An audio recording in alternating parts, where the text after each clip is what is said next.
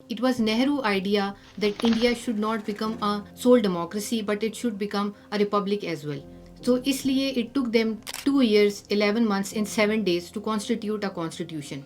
It was Nehru idea that there should be a rule of majority who are going to be representatives of the people, but there also be rule of law, that there is going to be unity in diversity. But there was another faction that was extant in India. It was Hindu nationalists. They always considered कि जो नेहरू की policy है, it is to appease the Muslims. They always used to call them pseudo seculars.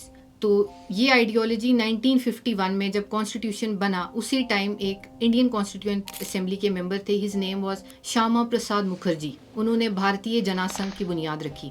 अगर उस time के भारतीय जनसंघ के charter को आप पढ़ें तो उसमें आपको ये पता चलेगा कि 3 बेसिक चीज़ें थी जिसकी बुनियाद पे भारतीय जनसंघ बनाई गई. The first one was he wanted to oppose the Muslim appeasement policy of Nehru. The second one, that he wanted preservation of Hindu cultural ideas and values. And the third one, that we witnessed firsthand in 2019, revocation of Article 370 that gave a special status to Indian occupied Jammu and Kashmir.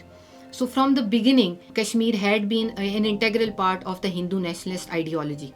जैसे जैसे time गुजरता गया, भारतीय जनसंघ की ideology में evolution आई. 1980s में जब उन्होंने भारतीय जनता पार्टी की बुनियाद रखी तो उसके बहुत सारे रीजंस में से एक रीज़न ये भी था कि जो कोalition थी बहुत सारी इंडियन पार्टीज़ की, which was called Janata party, उन्होंने एल.के. अडवाणी एंड अटल बिहारी वाजपेयी के सामने एक ऑप्शन रखा that you have to abandon your dualist policy और dualist identity. That is you have to either segregate yourself from RSS or you have to go by Janata party.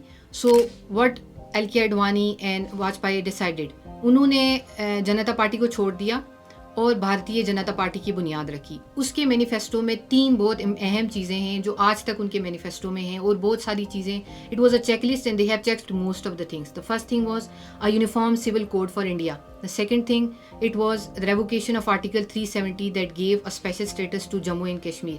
The third one was banning the cow slaughter and otherisation of Muslims. तो ये आप चीज़ें देख रहे हैं कि जो with the passage of time इनके चार्टर में और भी ऐड होती गई. इसी तरह अगर आप भारतीय जनता पार्टी की एवोल्यूशन देखेंगे तो जैसे जैसे उन्होंने हिंदू वैल्यूज़ को इंटीग्रेट करना शुरू किया, इसी तरह उनके वोट बैंक भी इंक्रीज करता गया. From 3 seats in 1951 to 303 seats in 2019, BJP had to go through a long distance.